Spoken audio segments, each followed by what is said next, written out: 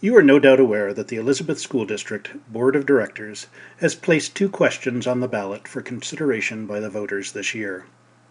One question regards increasing the district's bonded indebtedness and is referred to as question number 3B. This brief presentation provides an overview of this ballot question and provides a detailed explanation of the ballot language itself. So what is bonded indebtedness? Bonded indebtedness is a debt that is secured by an issued bond with the monies received to be used for corporate purposes. In our case, the school district is a corporate entity.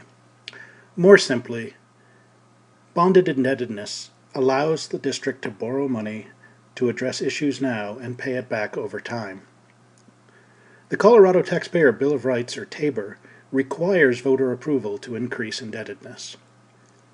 In the upcoming election, voters in the Elizabeth School District will be asked to authorize an increase in indebtedness in order to provide funding for specific, urgent, and critical capital needs. Addressing these needs now will prevent the rapid deterioration of two of our key school buildings, increase safety and security throughout the district, and help reduce future operational costs to the taxpayer. So how much is needed, and what will be purchased? The district has identified an urgent and critical need for $2.5 million to preserve costly infrastructure and ensure the safety and security of our students and staff. Listed here are the proposed projects to be funded. The first is the repair and replacement of failing roofs at Singing Hills Elementary School and the Elizabeth High School. The bulk of the money being asked for will go to this project. The second is the replacement of an obsolete and unreliable fire alarm panel at Running Creek Elementary School. The third is the installation of emergency responder radio amplification systems at the Elizabeth Middle School and the elementary school to ensure reliable communication for first responders in the event of a crisis. The next project is district-wide installation of emergency communications for all of our classrooms. And the final project is the replacement of up to 5 overage and over-mileage buses. So how much will this cost the taxpayer? The school board has examined multiple options in order to find a solution that addresses the district's urgent needs and minimizes the impact on taxpayers. Currently, the community pays about $1.7 million annually for the high school bonds. They've been doing this for the last 15 years, and these bonds will be paid off in 2019. The plan is to pay the bulk of the new debt off in 2020 and 2021, with very small interest payments through 2019. At no time will the annual cost of the community exceed the $1.7 million that's currently collected. There will be no annual effect on either home or property tax levels. So how do voters authorize such a bond? A vote of yes on question 3B would authorize the district to obtain $2.5 million and make repayment over a 7-year period with no impact on current tax levels. The ballot language is complex, but includes everything needed to ensure the school board can meet both the urgent capital needs of the district and minimize tax impact. The ballot language specifies the maximum amount to be borrowed, the projects and purchases to be funded, the maximum cost to pay off this debt, the maximum amount to be collected in taxes in any single year, and the maximum interest rate to be paid. The ballot language also requires that any excess funds not needed for the authorized projects be placed in the bond redemption fund to reduce the payback period. The ballot language also specifies that a Citizens Oversight Committee will be established to monitor the use of all taxpayer dollars authorized.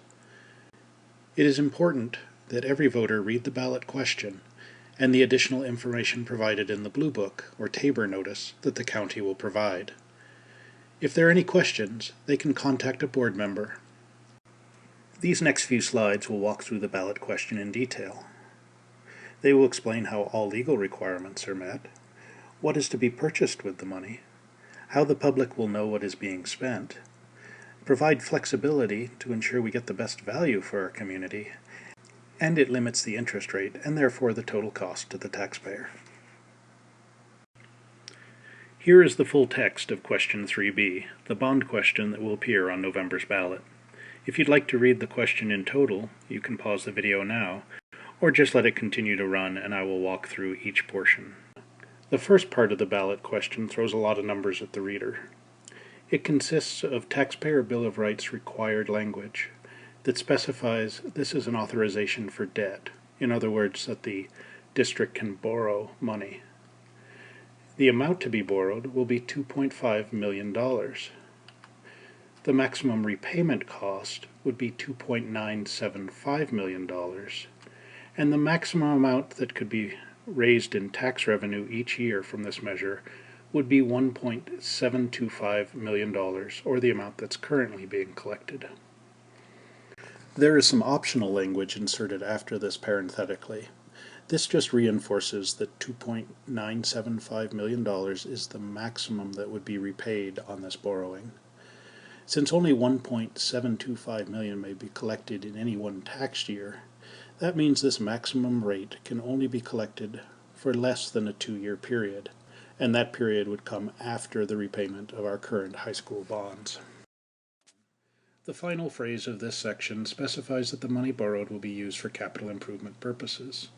There is statutory authority for all the projects that we discussed earlier.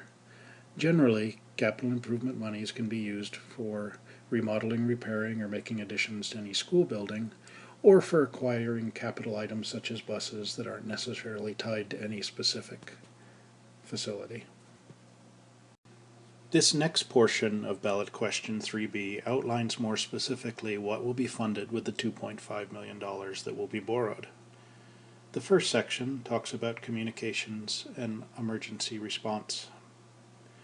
This will include installation of a bidirectional amplification system at the elementary schools and the middle school to ensure reliable first responder communications. It will be used to replace the obsolete and unreliable fire alarm panel at Running Creek Elementary School. And finally, the installation of common emergency classroom communication systems throughout the schools of the district. The next two projects listed address leaking roofs at our two newest schools. The roof at Singing Hills Elementary has reached the end of its expected lifespan, and it has begun to leak excessively. Replacement of this roof and repair of the leaks will extend the life of this valuable building. Similarly, the Elizabeth High School roof is leaking excessively. This roof is well beyond its expected lifespan and must be replaced. Finally, this ballot question authorizes the acquisition of new school buses to replace our older and aging fleet. The district will replace up to 5 of the oldest, highest mileage buses, some at or near 300,000 miles, to improve the safety of our students, reduce risks of breakdown, and lower both repair and operating costs. The next section of Ballot Question 3B describes how monies will be controlled and how transparency will be provided to the public. The district will make every effort to get the best value for the projects and purchases authorized, and all funds remaining will be applied to retiring the debt in order to further reduce costs to the taxpayer. Additionally, a Citizens Oversight Committee will be established to monitor all expenditures and ensure compliance with the language of this ballot measure. This next portion of Ballot Question 3B provides authority to collect revenue and issue bonds. It's important to note throughout this that the district may not collect more than is needed to pay the principal and/or interest required in any given year. The levy rate may adjust if property values change, but only in order to collect the amount authorized by this ballot question.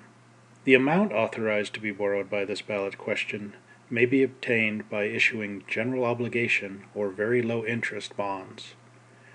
Finally, the without limitation language at the top of this section is required to issue this type of very low interest bond and save taxpayer money. This last section of Ballot Question 3B provides the district flexibility in setting repayments, yet sets a maximum interest rate. This authority for the district to structure the bond sales and repayment schedules ensures the best value for our taxpayers. The maximum interest rate authorized by this ballot question is 3%. Based on current historically low bond rates, we can anticipate a much better rate for our taxpayers. And finally, it's important to note that the maximum repayment cost set of $2.975 million earlier in this question is based on this very conservative 3% rate. I hope this explanation of Ballot Question 3B has been helpful.